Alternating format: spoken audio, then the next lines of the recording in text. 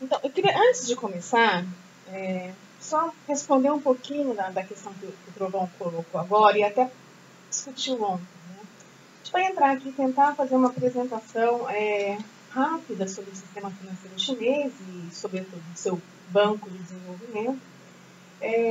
E pessoas que se interessem por estudar o sistema, tudo da China, né? Mas o sistema financeiro, que é o que a gente acompanha um pouquinho mais de perto, é sempre uma viagem muito profunda e muito interessante. Então, estou sempre tentando juntar alunos para fazê-lo e, em geral, encontro muitas resistências, mas eu continuo sempre porque é importante saber, né? Não preciso dizer da importância da China na economia mundial, uma importância crescente.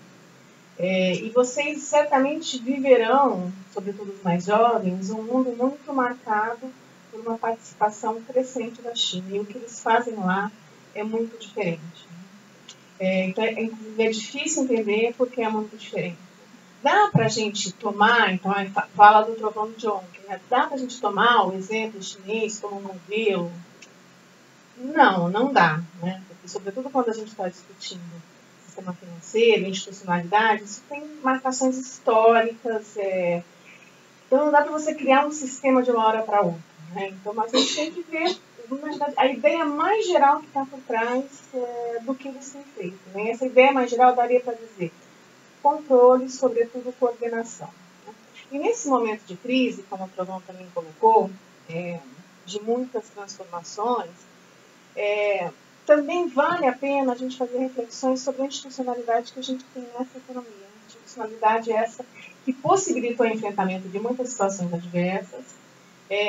Institucionalidade contribui para o desenvolvimento, aqui no nosso caso, para o financiamento do desenvolvimento, e que está sendo diluída, né? Na verdade, está derretendo. Então, acho que muito mais da gente pensar no modelo chinês como algo a ser seguido, é pensar como é que a institucionalidade é fundamental e como é que a gente tem que tentar manter a institucionalidade que nós já temos presente, ainda temos presente. Né? Isso está por um fim.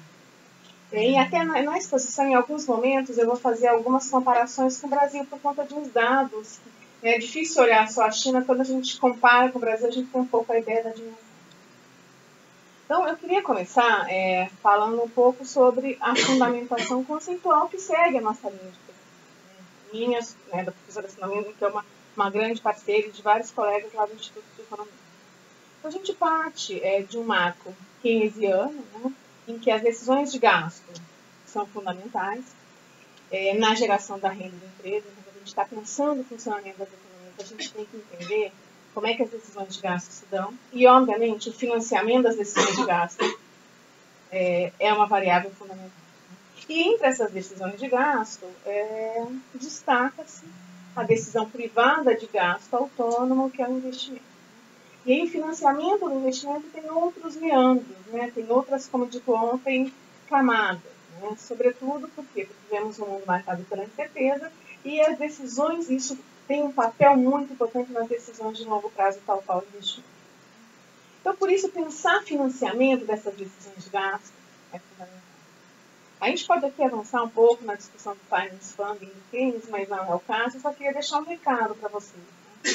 Quando a gente parte dessa matriz conceitual keynesiana, essa parte da matriz pós-keynesiana com a qual nós trabalhamos, a gente pensa na centralidade das instituições financeiras, a gente está falando muito mais ou outra coisa do que instituições que são meras intermediárias entre agentes que poupam e agentes que gastam. É muito mais que isso. Não se trata de alocação da poupança. Essas instituições têm um papel central e esse papel passa pela viabilização desses gastos, sobretudo por meio da transformação da liquidez dos passivos das empresas. Então, é uma outra forma de ver. E óbvio, então, se o sistema financeiro é importante, as instituições que fazem parte do sistema financeiro são muito importantes. Né? No contexto brasileiro e ainda hoje no contexto chinês, as principais instituições financeiras são os bancos. Né? E a gente, quando pensa o sistema financeiro, quando pensa o comportamento dessas instituições, tem um efeito, né, o comportamento delas tem um efeito sistêmico, porque elas financiam decisões de geração de emprego e renda, porque elas afetam os preços dos ativos e, portanto, a forma como os agentes se posicionam. Elas são instituições capitalistas que enfrentam o mundo marcado pela incerteza, que buscam a valorização do capital, que têm preferência pela liquidez. Então, elas não são agentes neutros nessa história. A sua atuação tem resultados importantes e elas não são neutras. Elas são instituições capitalistas como qualquer outra, ou quaisquer outras, e instituições capitalistas com poder enorme, como amplamente discutido ontem. Uma coisa também que foi colocada ontem, outro elemento fundamental para a gente pensar o papel do sistema financeiro, para depois a gente olhar o sistema financeiro chinês, partindo da ideia do Minsky, que creio que eu trabalho um pouco, quando a gente pensa no papel do sistema, em desdobramento a regulação financeira, mas o papel do sistema, ele tem que o quê? Ele tem que servir a duas questões muito distintas. Primeiro, que é manter a estabilidade do sistema. Ixi, eu estou esquecendo de pedir para vocês. A versão que eu tenho não tinha isso, por isso que eu não passei. Esse é o roteirozinho, tá bom, gente? Esse. Estamos aqui. Vocês querem que eu fique lá? Não tem o clique-clique? Está te enchendo. Obrigada. Que o sistema financeiro tem que, ao mesmo tempo que tem que garantir financiamento em termos minskianos, o desenvolvimento do capital, né? O movimento econômico, ele também tem que, por ele passam parte muito, muito importante das relações econômicas. Então, você tem que ter estabilidade nessas operações. E é muito difícil servir essas duas coisas. Garantir o seu papel funcional no funcionamento da economia, sobretudo aqui na nossa discussão no financiamento dessas decisões que são centrais, que são os investimentos, mas não só, e ao mesmo tempo garantir uma estabilidade do sistema. A gente não pode esquecer que os bancos, eles são partícipes do sistema monetário. Né? Na economia capitalista, onde nós vivemos, parcela importante das negociações das milhões, bilhões de transações realizadas a todo momento, elas passam por bancos. Até mesmo a grande inovação financeira que está sendo discutida aqui pelo grupo, então, um sistema novo que surgiu na China, isso também vai se encaixando no sistema bancário. Né? O regulador traz. E mesmo que não se encaixe, está agindo como banco. Não é irrelevante pensar isso. E também, para nós, tem também um outro autor que é referência, que é o Roberto Jefferson Studat, ele pensa na funcionalidade das instituições financeiras. Então, como é que se garante não simplesmente o acesso aos recursos, mas o acesso a recursos de forma que seja adequada para as decisões de gasto que são relevantes. E isso ganha importância muito grande em sistemas como o brasileiro, o chinês vai se resolvendo de uma outra forma, mas o brasileiro que marcado predominantemente uma economia periférica. Então aqui só para a gente brincar um pouquinho e colocar começar a colocar o nosso problema nessa comparação Brasil-China, isso aqui são dados da OCDE, PIB médio de 90 a 2016. Então, a gente falou, investimento é fundamental. Então, aqui é a relação investimento-PIB médio de 90 a 2016. Investimento é fundamental e funcionamento das economias capitalistas. Olha só, eu fiz as duas flechinhas. O chinês está aí da ordem do que, gente? 35%. Chegou a mais que no pós-crise. Isso é médio, né? E Brasil, que está ali abaixo dos 20%. Hoje está um pouco mais abaixo do que nessa média de 26 anos. Então, aqui a gente já percebe que, obviamente, que o financiamento não é a única, mas é uma das variáveis importantes nas decisões de investimento. A gente já viu aqui que a China tem que ser observada. Não sei se você passa mais um, por favor, eu vou lembrar de te pedir. Outra coisa, olhem os vermelhinhos. Né? Essa é uma tabela publicada pela UNCTAD das 50 maiores instituições financeiras do mundo, no total de ativos, né? Não ativos internacionalmente negociados, tá? Ativos. O que o vermelhinho mostra? A posição dos bancos chineses nessa tabela. Então a gente vê primeiro, segundo e terceiro lugar, bancos chineses. Quinto lugar, banco chinês. Detalhe, esses 4 bancos são bancos públicos, pelo menos parcela, o capital majoritariamente de origem pública. O sexto também é um banco, então, quinto e sexto também são bancos. Então, primeiro, segundo, terceiro, quinto e sexto, bancos públicos. São os 5 maiores conhecidos, os Big Five. Então, Big Four e agora são Big Five, com o banco de comunicação. Depois, aí tem lá atrás um que está em 13º, é o Insurance. E ali está, vocês estão vendo que tem o Banco do Brasil. Naquele momento era um banco com um total de ativos importante. Sistemicamente está mudando, com a relação cambial isso muda ainda de forma mais importante. Mas eu queria, olha só, são informações de 2015. Né? Final da década de 70, gente, ou seja, quantos anos antes disso? 25 anos? É isso? 35 anos. 35 anos. Quando se iniciam as grandes transformações na China, sabe quantos bancos existiam na China? Quem chuta? Um. Ele era banco central, ele era banco de desenvolvimento, ele era banco comercial.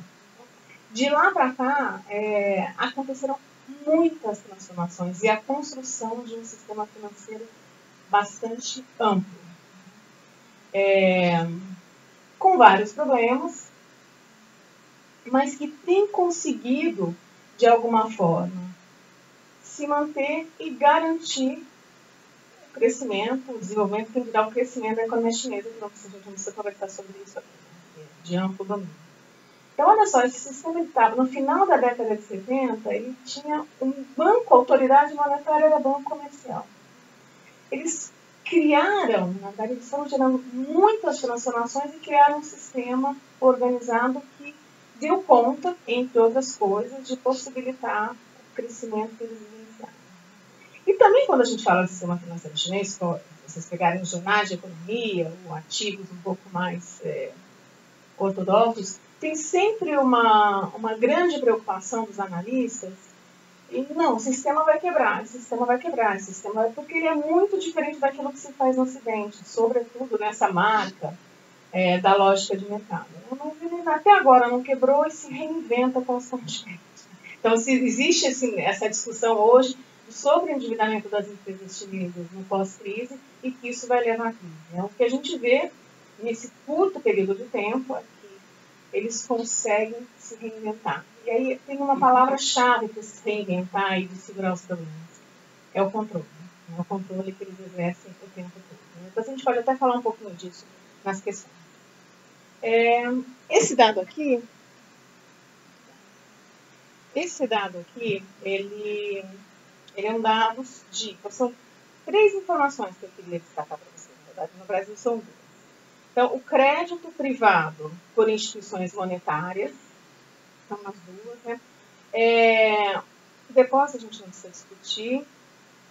Os ativos das instituições não financeiras e os ativos e o crédito privado, todos, né, com relação ao produto. O que bater os olhos nesse gráfico nos mostra, gente? Eles estão na mesma escala, tá? Mostra o quê? Na verdade, o sistema financeiro chinês, o total de ativos do sistema com relação ao PIB é muito maior no Brasil, na China do que no Brasil. Então, essa é a primeira coisa que aparece. O que é a segunda coisa que aparece?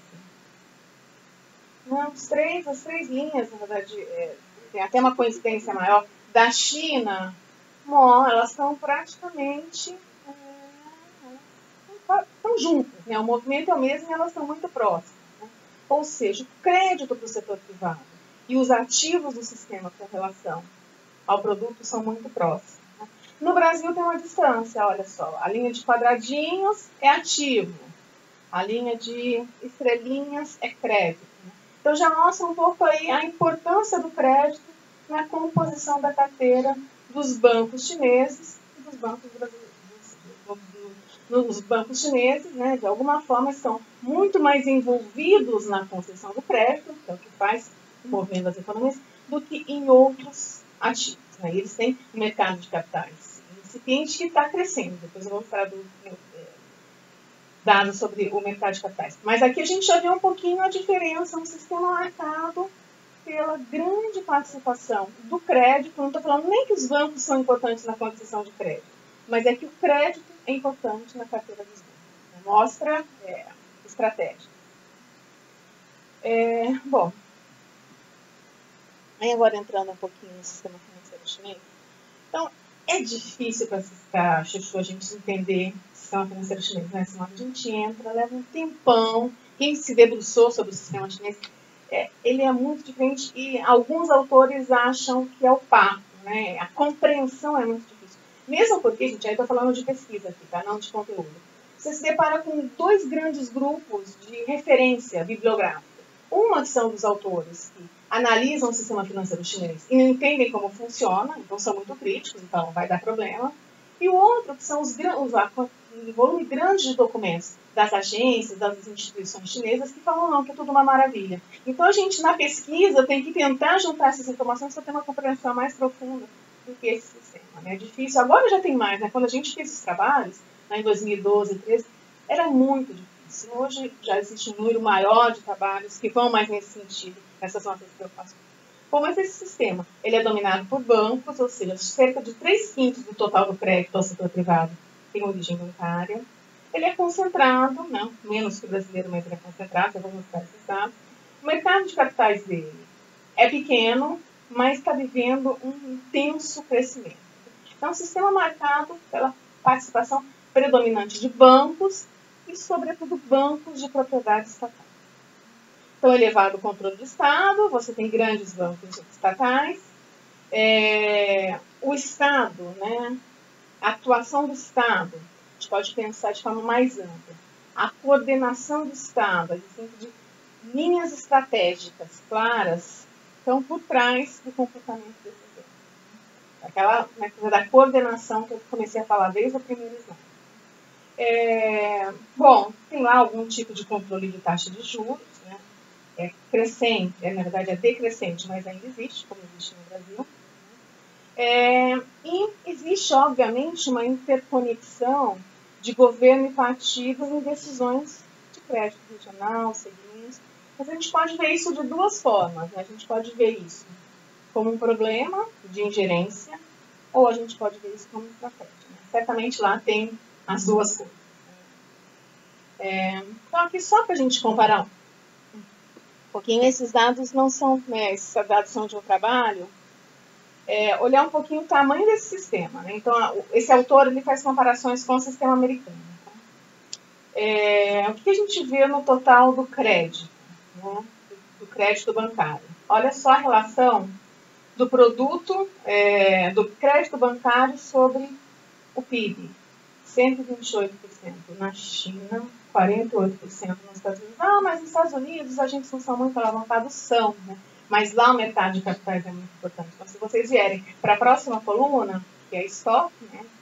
Mercado acionário, na China, né? Eles têm 44% e nos Estados Unidos 118%. Aí tem informações de empresas de asset, de insurance, de seguros, mas não nos interessa. Mas a gente vê que mesmo então, como em comparação internacional, com aquela economia, que tem uma relação crédito-PIB bastante elevada, a China, então, 128% do crédito do PIB, né? Ela tem crédito do montante de 128% do PIB. Né? No momento da tabela, que é 2013, é difícil, gente, dados da China super difícil, a gente conseguir bem atualizados. Era naquele momento cerca de 10,7 trilhões de dólares, né? Hoje é bem mais do que isso. Aí aqui essa segunda tabela, ela nos mostra um pouco da composição. Quem são essas instituições que estão no sistema chinês? Né? São esses equitized banks, que seriam os grandes bancos públicos, né, que têm ações negociadas em bolsa, de forma não generalizada, mas existe. Esses commercial banks são bancos privados, com 8,2% do total do mercado na época. Tem as cooperativas de crédito urbano e rurais, naquele momento com 11%. Bancos comerciais que são mais abertos, que são esses joint stock commercial banks. Bancos estrangeiros, olha que interessante os bancos estrangeiros, menos de 2% do total do mercado. Então, o que eu queria que vocês olhassem com mais cuidado são esses dois primeiros dados, né? Então, os bancos, esses grandes bancos, são aqueles 5 grandes que a gente mostrou lá atrás, no total de ativos do sistema mundial. Ele tem cerca de 50% dos ativos do sistema. E isso que eles chamam de bancos de política, ou policy banks, que são bancos que foram criados para atuação, para a realização de política. Né?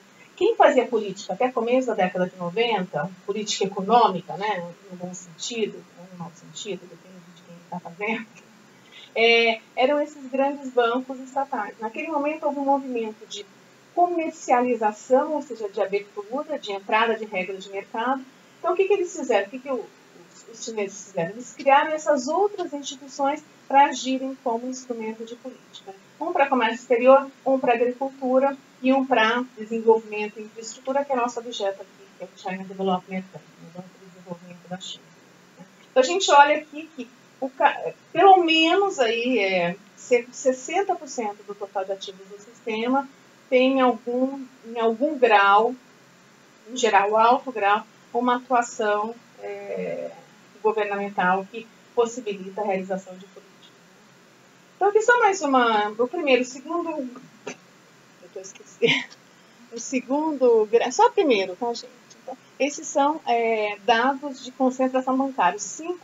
Quanto os 5 maiores bancos do sistema detêm do total de ativos, tá? Não são empréstimos, são ativos. O que a gente vê aí? O triângulozinho que é a China tem aí uma queda, né? E essa queda significa, tem o controle, mas significa uma diminuição. Aqui eu acho que não é só a diminuição da participação do Estado, né? Aqui também é crescimento do CDB, que não está nesses 5 maiores. E no caso brasileiro, um aumento da concentração. Muito tem se discutido sobre a concentração do sistema bancário brasileiro, até na discussão do spread, que eu já vou mostrar também para vocês, da China e Brasil. Mas o sistema brasileiro não é muito mais concentrado do que outras economias parecidas com a gente. E a gente vê aqui, inclusive, o que foi esse grande aumento da concentração de 2008 para 2009? Quem lembra? Itaú Unibanco. E certamente esse crescimento que se mantém passa também pela atuação bastante intensa de grandes bancos públicos que temos na economia brasileira, que são Caixa e Banco do Brasil. Não sei se o BNDES entra aqui nessa conta, não. Tem que olhar a metodologia do Banco Mundial. Esse aqui eu não consigo não deixar de mostrar. Bom, esses são dados do Banco Mundial harmonizados para país. Aliás, uma base muito interessante para quem quiser fazer pesquisa do sistema financeiro. Né? São mais de 100 países, um período longo, um grande número de coeficientes que possibilitam uma análise. Bom, dados de spread. O que a gente vê aí? Essa é uma açúcar jabuticaba brasileira. Eu dei uma aula sobre isso, eu tinha Chile, que mostrava como é muito jabuticaba mesmo. Então, o spread brasileiro, que no seu ponto mais baixo, aqui em torno de 20%, né? E o spread chinês fica abaixo dos 5%. Isso aqui é uma coisa para a pesquisa do sistema financeiro brasileiro, não do chinês. Mas interessante é que esse spread elevado não se reflete na rentabilidade. Isso aqui é uma rentabilidade sobre ativos. Então, a gente vê que o Brasil é mais alta, mas ela não é tão mais alta assim do que a rentabilidade dos bancos chineses. Então, espaço aqui para... Isso aqui certamente tem a ver com aquilo que a gente já mostrou da participação de outras coisas na carteira dos bancos que não crédito, tem a ver com várias coisas. Né? Isso aqui pode ser... Aliás, tem sido objeto de uma pesquisa que a gente vai fazer. Não temos muitos resultados ainda, não sei se desaparecerá em algum momento. Aqui também são dados com relação então, são empréstimos externos e depósitos com relação aos depósitos. Né? A gente vê que ambos são sistemas, né? O brasileiro tem aí que é o quadradinho. Tem não é a China que é o quadradinho, né? Uma participação grande que depois...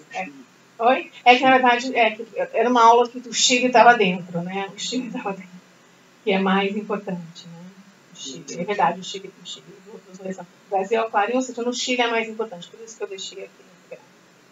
Ou seja, não são sistemas ainda cuja captação externa ocupa um papel muito importante no funding do sistema. Então, aqui só um pouquinho mostrar dados da emissão de títulos, né? A gente vê aqui no crescimento da emissão de títulos com relação ao produto na China. Né? No Brasil também. No Brasil a gente vê uma barriguinha aí quando, gente? A barriga mais importante. Segunda metade da primeira década dos anos 2000, um período que houve uma exuberância do mercado de capitais. Mas no Brasil a gente teria que fazer um limpa nesse dado, sabe? Porque muitas dessas emissões são debêntures que são emitidas não por empresas não financeiras, mas sim debêntures emitidas por companhias de leasing associadas aos bancos. Então a emissão no Brasil é menor do que essa que parece. Né? Mas aí é legal a gente olhar também os títulos públicos, né? Então, na verdade, não, aqui é prazo de maturidade, eu tenho um dado aqui de títulos públicos, né? Então, o segundo. Então, olha só. O segundo, o primeiro a gente não precisa nem entrar, mas olha o segundo. Olha como a dívida pública brasileira, com relação ao produto, ela é mais elevada do que a dívida pública chinesa. Então, isso aqui certamente tem um papel importante na composição das carteiras dos bancos. Como a gente bem sabe. Isso aqui são os querem olhar melhor os dados? Então, chega ali a 20%.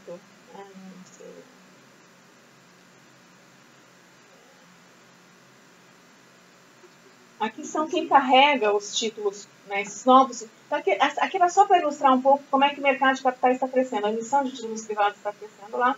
E quem é que, em última análise, carrega esses títulos? O que a gente vê aqui nesses 3 quadrinhos são os bancos. Né? Os bancos têm um papel importante no carregamento dos títulos emitidos por empresas não financeiras. Então, era só, ou seja, mesmo que os bancos estejam fora, né, quando você está estimulando o mercado de capitais, eles ainda são agentes importantes, porque eles são os principais compradores dos títulos emitidos pelas empresas. Bancos, crescentemente, seguros, né, e crescentemente os fundos de pensão, que tem também um movimento de crescimento dos fundos de pensão. Então, aqui são dados, na verdade, que mostram o crescimento da dívida corporativa. Mas aí, só para fechar, eu queria passar o seguinte recado para vocês. Né? A China, o sistema financeiro chinês, ele tem tido um papel muito importante no intenso crescimento da economia chinesa no período. Porém, não dá para deixar, né? Aqui eu só vou destacar isso, porque é o que a gente vê na maior parte dos textos. Né? Mas existem constantes preocupações com relação a esse movimento. Dos analistas internacionais aqui eu elenquei algumas. Primeiro, a opacidade do sistema, ou seja, na contraposição da ideia de transparência, que é tão amplamente demandada, né, por alguns segmentos dos analistas, pela grande maioria desses segmentos. Existem muitas garantias implícitas ao sistema financeiro. Por quê? Porque grandes tomadores são empresas estatais. E a ideia é que as empresas estatais não serão deixadas, não se deixará que elas entrem em falência, portanto, os tomadores têm garantias implícitas do Estado. Então, tanto bancos quanto empresas. Tem, sim, um sistema de seguro de depósitos. Tem também um segmento que é importante, que não apareceu naqueles dados do sistema bancário, que são empresas administradoras de ativos, né, que a gente chama de administradoras de riqueza. Elas também têm uma suposição de que as perdas desses aplicadores nessas companhias não acontecerão, porque de alguma forma o Estado vai segurar. Então, existem garantias explícitas e garantias implícitas. Né? E a pergunta que sempre aparece na discussão desses analistas isso é decisão de política ou isso é decisão de mercado? Esse negócio, são várias camadas, como se discutiu na semana, na sessão de ontem. E outras questões também têm aparecido, também se falou ontem, né? São um volume grande. Como o crédito cresceu muito, eu até tenho esse dado aqui, devia estar lá atrás. O tamanho da relação. Mas eu já não sei como é que cresce o crédito PIB, né? Isso já apareceu. É que no dado você deveria aparecer um pouco. Então, aqui, Dá para a gente ir para o 18? Ah, não, é aí mesmo, perdão. Perdão, é o 18. Então, empréstimos ruins, depois desse grande crescimento observado, sobretudo no período recente. Empréstimos para indústrias com grande capacidade ociosa. Né? A China, né, uma das formas de enfrentamento da crise foi um estímulo muito importante ao investimento. A gente já viu lá naquele dado de média, né? Mas eles chegaram a ter uma relação de formação bruta do capital fixo de quase 50% do PIB. Então, houve um esforço muito grande de investimento. Por quê? Investimento é gasto, gerador de renda e emprego, e isso segurou o crescimento, mesmo que a gente mais desacelerado da economia chinesa. E aí, então, muitos analistas olham, olha, mas estão investindo muito, mas estão investindo, várias empresas com capacidade ociosa elevada estão investindo, né? Pode ser um problema. E a gente vai ver como é que eles estão tentando resolver isso. Né? Uma outra crítica que aparece de forma bem importante é que as pequenas empresas, as pequenas e médias empresas, têm acesso menor ao crédito comparado com as pequenas empresas que são privadas. Um dado que saiu no FMI recentemente, elas são responsáveis por cerca de 80% dos empregos gerados na China, elas têm menos acesso ao crédito. Então, isso seria um problema. Né? E até existem soluções aparecendo, como aquela colocada pelo artigo que a Esther nos enviou. E que também, uma outra questão é que uma grande conexão de empréstimos ruins e governos locais. Né? Isso também tem a ver com a engenharia chinesa. No pós-crise, os governos regionais, eles foram, tanto provinciais como locais, municipais, eles foram convidados a participarem do movimento de enfrentamento da crise.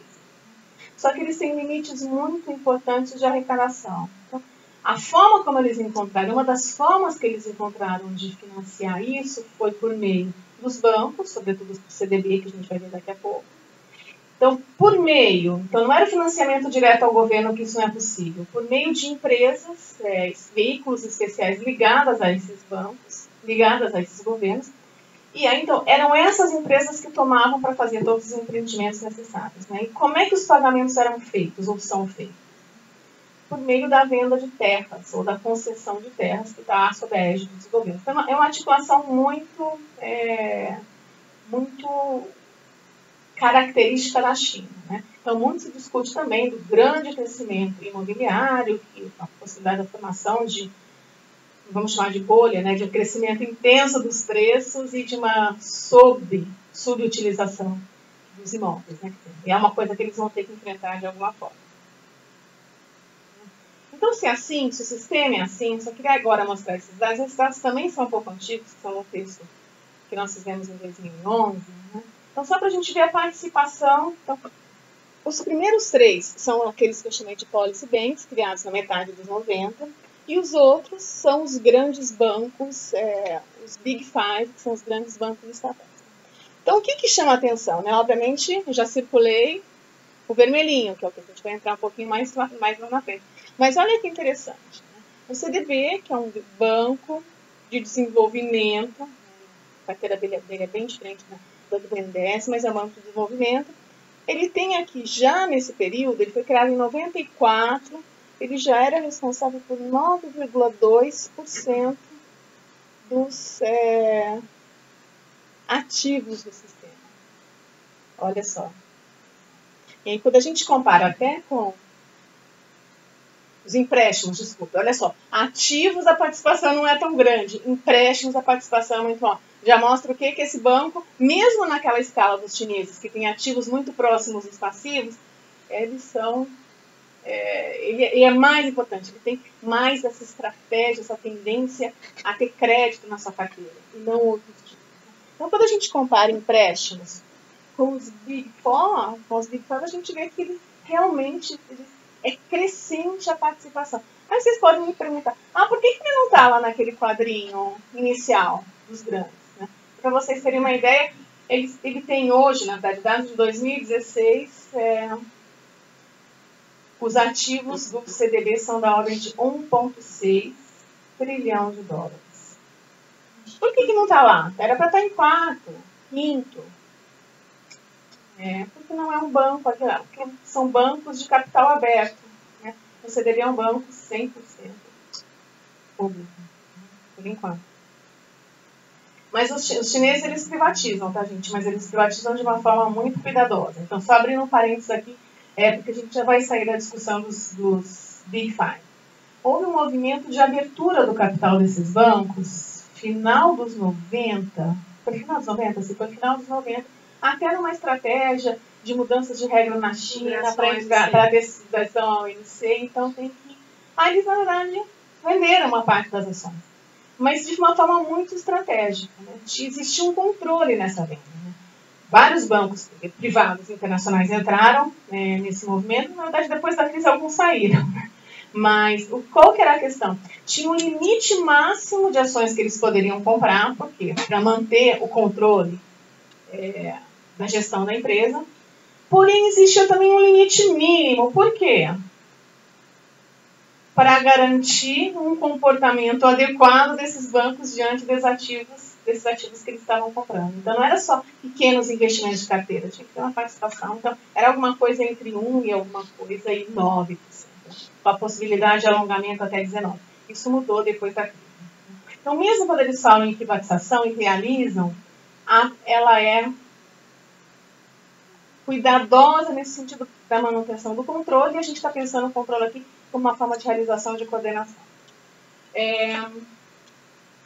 Bancos. Agora a gente já falou sobre fundamentação conceitual, que era o roteirinho inicial. Já falamos, colocamos o problema, falamos de forma bem breve do sistema financeiro chinês. Agora a gente vai olhar de uma forma mais próxima ao objeto da sessão, que é o Banco de Desenvolvimento da China. Bom, o que a gente vê na discussão de bancos de desenvolvimento mais geral é um grande crescimento da atuação dessas instituições no pós-crise.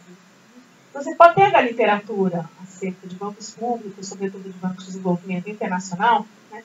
Na década de 90, né, dentro de uma esteira mais ampla, de uma agenda mais liberal, neoliberal, seja o que for, e que a gente viu ontem, que está cada vez mais exacerbada, mas naquele momento essas instituições foram amplamente criticadas, sobretudo pelos órgãos multilaterais, como o Banco Mundial e BID, aqui no caso da América Latina. Mas no pós-crise a gente vê um crescimento dessas instituições muito importante, porque elas foram fundamentais para a realização de políticas anticíclicas. Né? Então a gente viu isso intensamente no Brasil, a gente viu isso na China, mas não foi só. Você vai para a Alemanha, o KfW atuou de forma importante dentro de uma política mais coordenada do governo alemão no enfrentamento da crise. Um outro país que é um ícone na América Latina de políticas liberais, que é o Chile, tem um banco 100% público, que é o terceiro maior banco do sistema, detendo cerca de 15% dos ativos. Também teve atuação anticíclica. Então, os bancos de desenvolvimento, em geral, eles ganham, veem seu papel crescer nesse momento do enfrentamento da crise, né? 2009, 2010, 2011, 2012. Isso é amplamente retratado por documentos do Banco Mundial. Esse foi o caso da NDES e esse foi o caso do China Development Bank. Então, aqui a gente está se propondo olhar um pouquinho, de forma um pouquinho mais próxima da atuação dessa instituição. E a gente percebe que é uma atuação muito mais ampla do que simplesmente a realização de política anticíclica. Então, a gente está partindo aqui de uma hipótese, né, que eles têm um papel importante nesse movimento de desenvolvimento da economia doméstica chinesa, e também eles são um instrumento, e atrelado a isso também, eles são um instrumento importante no movimento da internacionalização da economia chinesa. E a gente está chamando aqui da internacionalização dos interesses chineses.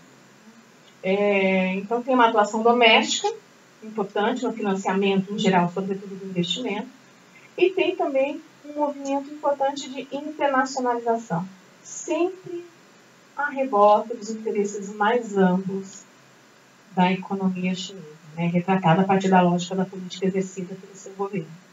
Vocês querem ver um exemplo disso? Então, tem vários relatados na literatura.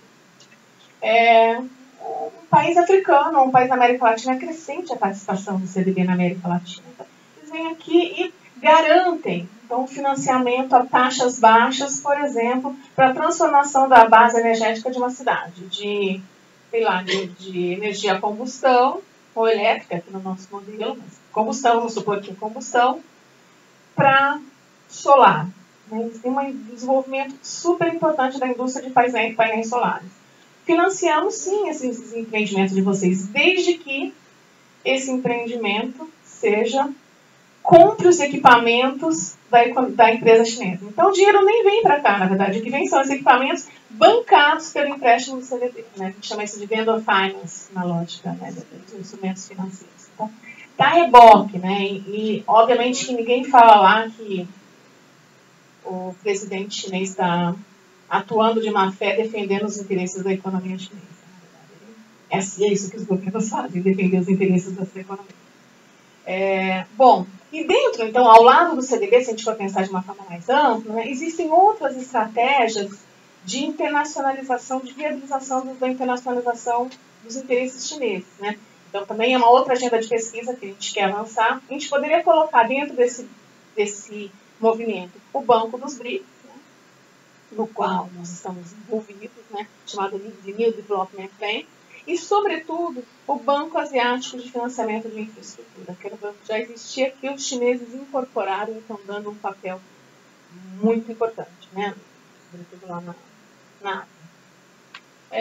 Então, o sistema, a gente já falou um pouco do sistema financeiro chinês, já falamos também que na década de 90 houve... Gente, eu anotei, já estou aqui há 40 minutos, nossa, eu vou tentar pensar. Eu começo a falar, gente, eu acho que eu não vou falar nada, mas eu sempre falo muito. Entendeu? E olha que a gente não está discutindo regulação, senão a situação ia ser um pouco mais precária para vocês, né? Não para mim, porque eu ficar falando. Mas você tem a criação desses 3 bancos, né? Com o propósito anunciado da separação das políticas públicas do financiamento de empréstimos bancários comerciais, ou seja, possibilitar que os Big Five se fossem mais comerciais, e aqui o conceito, né, dos bancos comerciais que a gente vê no Código de Economia Monetária, né, seriam bancos mais voltados para as regras de mercado, e essas outras instituições seriam instrumentos de política. Né. Bancos públicos, gente, podem e devem ser utilizados como instrumentos de política financeira. É uma coisa que a gente defende amplamente. Então, a ideia era separar.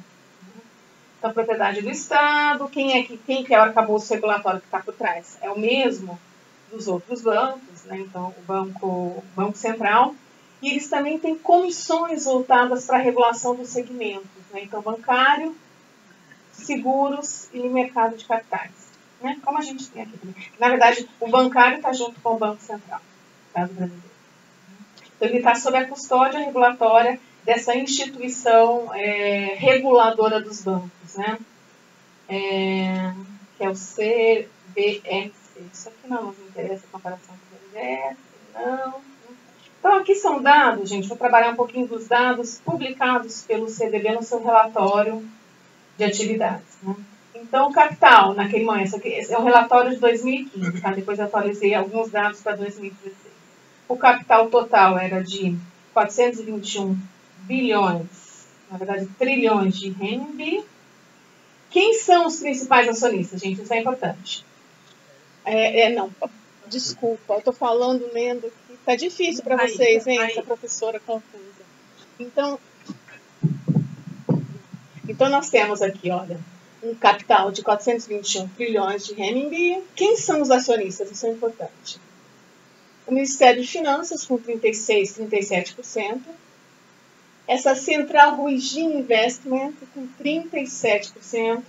Esse é um grande fundo que tem aí participação importante nos bancos públicos chineses.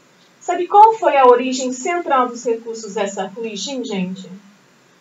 Um dos fundos soberanos chineses. Né? Então, fundo soberano possibilitando. Alguns países abrem mão dos seus fundos soberanos, né? Não é o caso da China. Essa outra instituição, Bretton Woods Investment, não vou me lembrar qual que é a origem do capital dela, e já tem aqui, ó, Fundo de Seguridade Social. Né? Isso aqui, os fundos de pensão, eles são um elemento importante no financiamento de economias marcadas por mercado de capitais organizados. A gente já vê aqui uma participação pequena, mas aí já existente, do Fundo de Seguridade Social chinês no capital ou no patrimônio, né, do CDB. Então, ele garante, a ideia, né, a sua grande missão seria prover e financiar mecanismos de financiamento de curto e longo prazo, sobretudo, que possibilitem o desenvolvimento econômico e social da China. Então, isso seria a missão anunciada do banco. Né? Tem bons ratings da Standard & Poor's e da Moody's. É a maior instituição financeira do planeta. Naquele momento, em 2015, estava na lista da Fortune Global como a 87ª empresa. Tem 40 agências aí, isso não nos interessa, né? Essa capitalidade dele. Aqui, passa o próximo. Aqui não dá para entender muito, tá? Só vamos lá no vermelhinho. Isso aqui eu colei do relatório de 2016.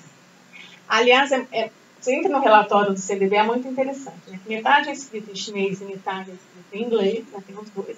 Mas a quantidade de fotos dos membros diretores, que o relatório tem, é uma coisa muito engraçada, né? Muitas fotos. E tanto dos diretores, né, do staff, o grande staff, inclusive formado majoritariamente por homens, tem uma mulher na história toda, aqui puxando, né, a nossa discussão de gênero, parece que ela é mais complicada do que nós já enfrentamos aqui. Mas olha só que interessante. Então, se a gente vê ali, só pegando o último dado de 2016, aquilo que a gente já estava mostrando lá. Né? Quando a gente olha total de ativos e empréstimos, os empréstimos ocupam cerca de 75% do total de ativos do banco. Ou seja, é um banco com a tendência de emprestar. Né? A gente pensa na composição da carteira de ativos desse banco, é um banco que empresta.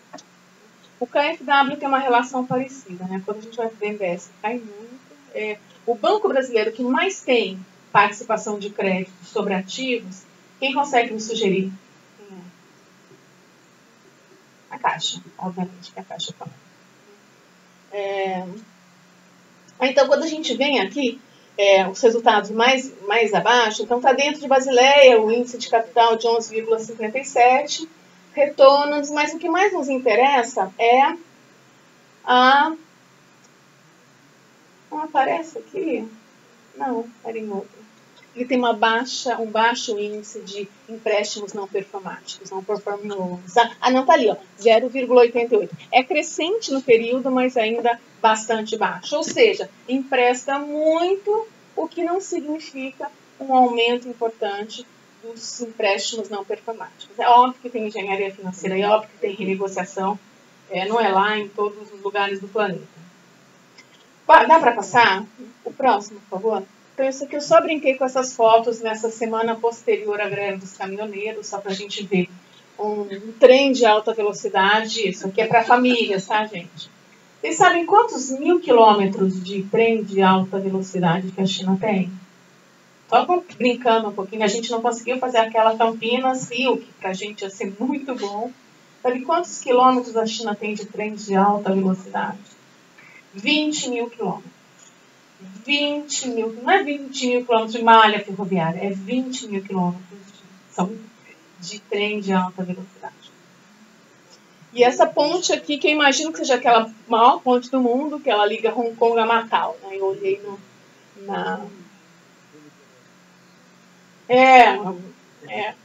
exponencializada, né? Não é nem multiplicada, é exponencializada. Então, isso aqui eu quis só pegar os dados para a gente ver. Então, aqui é o total de empréstimos, na verdade, a participação dos segmentos no total de empréstimos do CDB. Então, cortado por segmentos da economia. Né? O que chama atenção? Renovação urbana. Né? Renovação urbana. Highways é bem alta. Né? Os caras investem muito, não é só em malha férrea, mas também em malha rodoviária. Isso aqui, gente, isso aqui é investimento. Possibilita não só as melhores condições de produção, de vida, mas possibilita crescimento. Saída por aqui.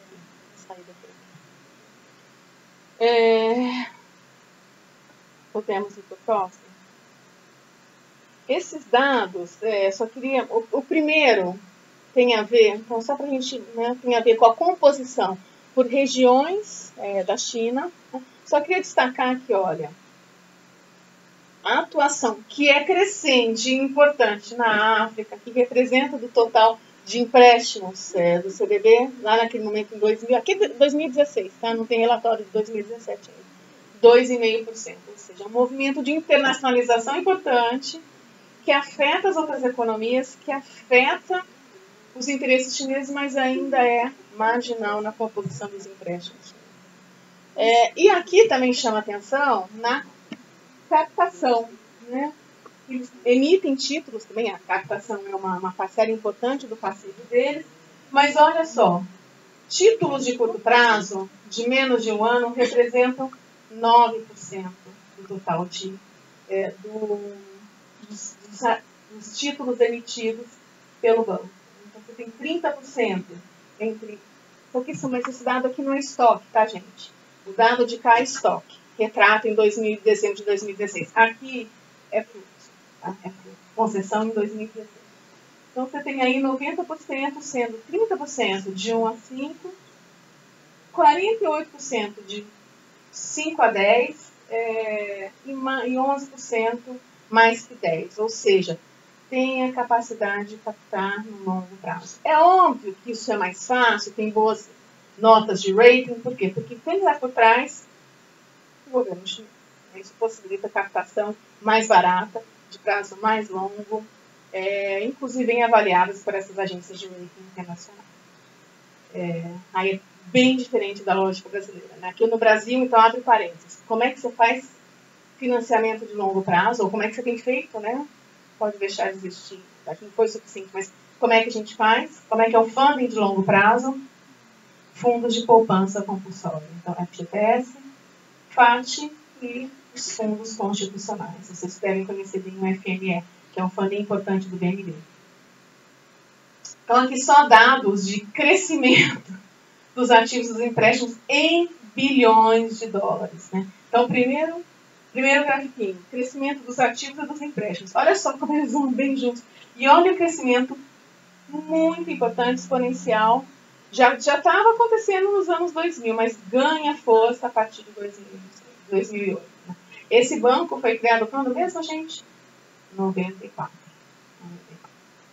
Aí aqui também esse trabalho abre aquela parcela dos empréstimos que é pequena para outros países, concentrado basicamente na África.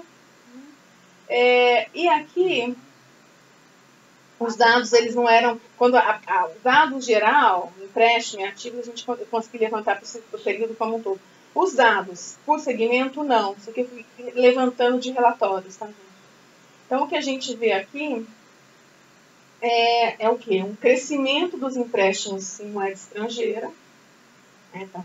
Crescente para a internacionalização, e também uma participação importante, mas em queda dos empréstimos para infraestrutura, na mesma proporção. Né? Não é empréstimo total, tá? O empréstimo total está no gráfico de cima.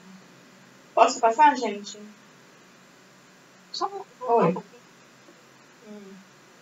Você falou que o empréstimo mais importante no exterior era a África, mas ainda a Ásia.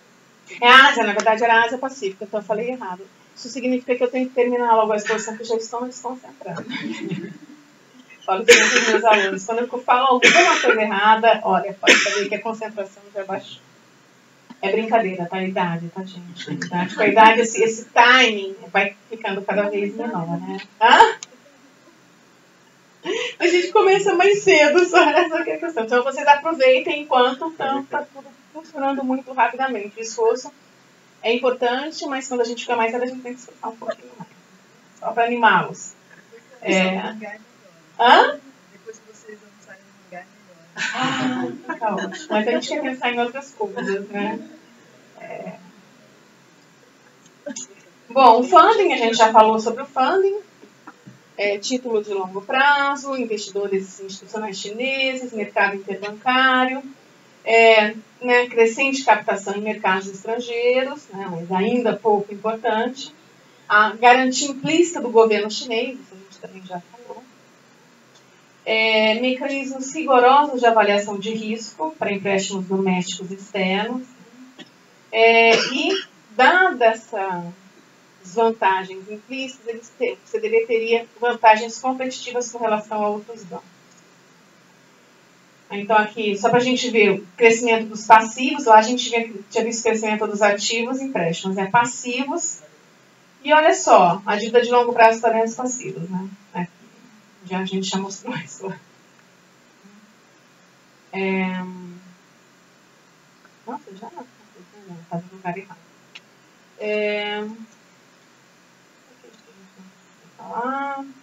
A ideia, gente, então acho que esse é, como eu falei desde o começo, é o principal recado, né? O CDB, né, o Sistema Financeiro Chinês, aqui nosso olhar mais próximo do CDB, ele tem um espaço dentro de uma estrutura mais ampla de estratégias de política. Então, essa talvez seja a principal lição, né? Abre parênteses, né? No Brasil a gente teve uma briga eterna, pelo menos no nível do discurso, entre a TJLP, a taxa over é muito alta, porque a TJLP é muito baixa. Isso explicita o quê? Na verdade, não tem estratégia única. Aqui tem estratégia única. E essa, certamente, é uma das variáveis-chave para a gente entender esse movimento da China, né? Tem estratégia por quê? Porque também tem conflito. Bom, então, a ideia é dar suporte a políticas de desenvolvimento, tanto em nível macro, mas também resultados adequados em nível micro. Então, até voltando um pouquinho na discussão que a Simone fez hoje, né, que estado é esse com o qual a gente lida? Né? Acho que na China é diferente, mas no Brasil, mas não é tão diferente assim, mas no Brasil isso é muito claro. Né? Está falando aqui de bancos públicos. Né? Aquele modelo de bancos públicos que a gente viu até os 80, né, que é uma parte importante dos bancos estaduais que deixaram de existir nos 90, né, aqueles bancos públicos daquela natureza, bancos que estão o tempo inteiro tendo maus resultados, né, cuja gestão é sempre feita ou é amplamente feita a partir de outros objetivos, isso não cabe mais. Isso não existe mais nesse modelo. Então, os bancos públicos, como os bancos... como as instituições em geral, têm que ser bem geridas, né? Bem geridas. Então, mas elas têm que ser bem geridas, tendo muito claro o limite de atuação que elas têm. Elas não têm que ser simplesmente instituições rentáveis. No caso brasileiro, né, em alguns momentos elas têm que ser rentáveis como instrumento de política financeira, né, gente? Para quê? Para gerar resultado fiscal. Isso está acontecendo agora, mas isso também aconteceu em outros momentos da história, né? Não é isso, né? Então elas têm que ser bem geridas, elas têm que ter resultados micro, mas elas também têm que ter claro quais os resultados sistêmicos que elas têm que atingir. E, né, os analistas acham que o CDB faz muito bem isso. Quando a gente faz, então, tem estratégias de negócios, captação de longo prazo, custos mais baixos pelo papel que o Estado tem na garantia dessas captações. Mas quando a gente faz pesquisa sobre o CDB, né, só um slidezinho, gente, não dá, todos os autores passam por esse Chen Yuan, que foi presidente do banco por algum tempo.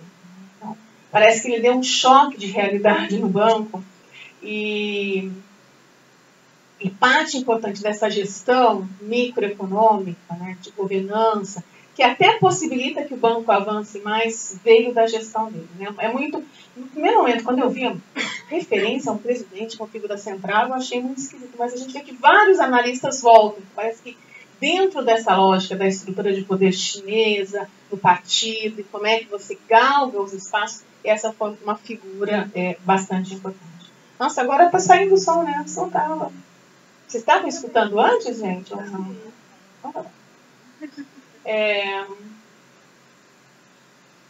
Essa coisa da queda importante, quando a gente olha, né, nos artigos isso a gente mostra, quando a gente olha os empréstimos não performáticos dos bancos chineses lá no final dos 90, é meio assustador, né? Então, os ocidentais falavam, vai quebrar, vai quebrar, vai quebrar.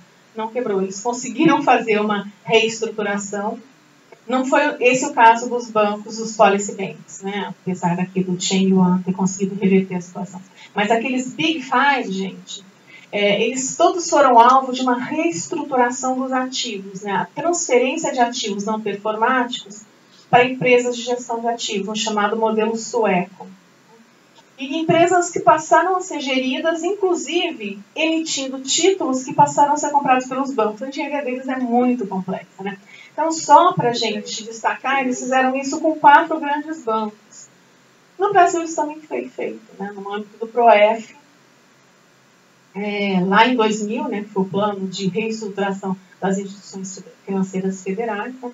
E houve a criação de uma grande empresa de gestão de ativos, que possibilitou que a Caixa tirasse da sua carteira de ativos e passivos, né, mas sobretudo de ativos, vieram os passivos juntos, aqueles ativos não performáticos, sobretudo aqueles que herdou do antigo BNH. Né? E essa limpeza possibilitou que a Caixa pudesse fazer tudo o que ela fez no período posterior. Né? Então, só mostrando para vocês que isso não é jabuticaba brasileira, essa é uma estratégia amplamente utilizada em outros lugares. Então, a China montou 4, uma para cada banco. E esse é um chamado modelo sueco que já tinha sido implementado lá. Espera aí, que eu saí do meu lugar aqui.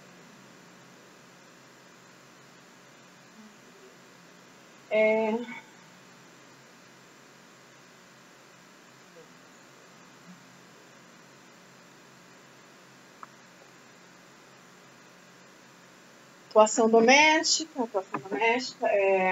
a gente já falou, estimulou o financiamento de investimentos domésticos em infraestrutura urbana, a gente viu isso lá no dado do balanço dos empréstimos do CDB, uma relação importante com esses veículos de financiamento dos governos locais, né, possibilitou, então, o sistema financeiro chinês como um todo, mas sobretudo o CDB, as decisões, né, a atuação dos governos locais que não podiam se endividar, então o endividamento junto ao CDB era feito por esses veículos especiais, garantias e fluxo de renda para o pagamento dos empréstimos, as terras. Então, não há condicionalidade à concessão de crédito, mas os empréstimos são segurados com a venda de terras para pagamento dos serviços, isso que a gente acabou de falar. Nessa relação que a gente viu que é vista como problemática para vários analistas internacionais de empréstimos ruins e governos locais, aqui no caso o CDB. Uma atuação externa importante, né, nessa estratégia de going out ou de going global da economia chinesa. Dentro de uma lógica de executor de política e negócios, que é esse o fio que a gente estava discutindo, né, que tem que ser uma questão colocada para os nossos colegas, né, a gestão macro ou de médio segmento e a gestão micro, e assume o protagonismo das instituições chinesas. A gente viu lá na relação, na participação no total do crédito do sistema, como é que ela tem uma participação mais importante do que vários dos Big Five, né, dos grandes bancos chineses. Importante, condutor de interesses chineses. Fica claro no exemplo que eu dei para vocês, os painéis solares, mas esse é um exemplo entre muitos. Empréstimos para empresas chinesas. Então, não é só para empresas chinesas, é para empresas que vão comprar os produtos das empresas chinesas. Então, a estratégia da China hoje, aqui vocês certamente falam muito melhor, ela não é de comércio, né? É de investimento. Está saindo do investimento e mesmo garantindo que o investimento abroad, no exterior, seja feito a partir da compra de equipamentos chineses. Ou seja, investimentos no exterior que geram uma parcela do emprego e renda onde? Na economia chinesa. Empréstimos para empresas e governos chineses, os estrangeiros não vêm aqui, vou dar empréstimo a determinada empresa brasileira para fazer investimento. Para fazer investimento e garantir a compra de material chinês, emprego e renda lá. E também tem esses fundos de equity, que eu não me lembro exatamente o que são. Então, aqui o CDB com esse outro, o banco de Policy Bank para comércio exterior, também tem atuado de forma importante. Então, a leitura de vários analistas. Então, só para a gente finalizar, né, antes das considerações, a gente falou, um dos problemas apontados pelos analistas internacionais é que muitos investimentos, empréstimos a empresas com sobrecapacidade ociosa. Será que eles estão tentando resolver isso de alguma forma? Como? Going global. E vocês já ouviram falar, isso eu pulei, da nova rota da China ou One Belt, One Road Initiative. Isso aqui, né, Não é simplesmente para o escoamento, para a melhoria do comércio internacional. Né? É um movimento também importante de movimentação daquela grande capacidade, da produção gerada por aquela grande capacidade ociosa, por exemplo, segmento de mercado de bens de capital, para investimentos feitos fora da China. Então, o espaço chinês já não é o limite dos investidores, dos investimentos geradores de emprego e renda na China. Então, tem um movimento muito grande. Quando a gente entra nessa One Belt, One Road, a gente vê um montante. E o CDB entra aqui, gente, não simplesmente, né, para além ou anterior ao financiamento, ele atuou como agente organizador, dando assessoria e consultoria para o desenvolvimento de projetos, então, seja de produção energética, seja de railways, seja de highways, seja de portos. Né? Então, não é só o financiamento, é o momento anterior na formatação dos projetos. Né? O Banco de Desenvolvimento pode fazer e faz isso bem, o BNDES tem essa capacitação também. Então, um entrelaçamento, um imbricamento cada vez maior dos interesses chineses e um movimento internacional mais amplo. Sabe que eu brincava muito? Eu tenho um filho que fez vestibular agora, nesse final de ano. Fez o Enem, né, os vestibulares de São Paulo, e eu brincava com ele que a nova rota da China ia cair em algum vestibular importante. Se você leia isso, passava tudo que eu encontrava para ele ler, né, mas sim, não caiu em nenhum vestibular importante. Ele falou, pô, mãe, você me fez ler esse monte de coisa, mas ele pelo menos incorporou esse conhecimento, né, incorporou esse conhecimento. Mas na minha dica não foi não sou boa nisso. Não, vestibular é que foi mal feito. Com tantas coisas acontecendo no mundo, né? Os vestibulares hoje eles tentam ter uma conexão maior com a realidade, né? Mas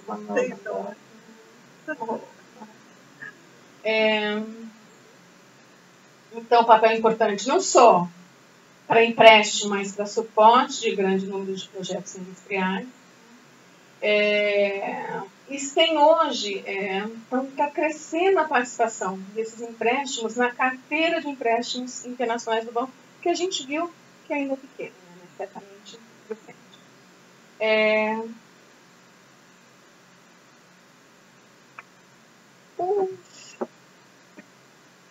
Pode passar. Eu perdi aqui, acho que eu peguei um que eu não tinha as conclusões. Deixa eu ver se esse aí tem. Não, para trás, lá para trás, pro final. Mas aí acaba aqui. Ixi, eu tinha as conclusões. Onde será que eu pus essas conclusões, gente? Então, o que a gente pode tirar? Aí, voltando na questão do trovão lá do começo, o que será que a gente pode tirar? Dá para a gente pensar em montar uma institucionalidade? Funciona tudo bem, gente? Não funciona tudo bem. Existem muitos problemas, existem muitas tensões. Mas o que a gente tem que tirar como lição? Né? Como é fundamental a gente ter institucionalidade de atuação. Estratégia e coordenação. Né? Lá a coordenação é feita por meio de um forte, amplo controle. Uma sociedade não democrática, né? Não é isso que a gente quer aqui nem de longe. Né? Mas a ideia é pensar que você tem que ter estratégias, tem que ter um projeto de país e montar estratégias para que esse projeto seja alcançado. E o que tem que ter? Tem que ter mecanismos de atuação para que essas estratégias sejam obtidas. Essa eu acho que é a lição que a gente pode tirar com a economia periférica como a brasileira. Né? Ela é concreta, né? Alguém aqui sabe me dar um exemplo de uma fruta muito chinesa? Eu já perguntei isso, já me falaram e eu nunca me lembro. A gente sempre fala que a lógica brasileira é jabuticaba, né? Ela é diferente, a jabuticaba só tem aqui. Eu já perguntei para várias pessoas, inclusive para o Cheng Li, ele já me falou de uma fruta muito chinesa e eu não consigo guardar. Tá vendo? Coisas da idade, eu preciso botar isso em algum lugar. Mas eu diria que esse é o grande insight que a gente tem que ter para pensar a estratégia de desenvolvimento e, aqui no nosso caso, estratégia de financiamento do desenvolvimento de uma forma mais ampla. Isso, gente, olha, 59 minutos, tá? Tá bom, obrigada.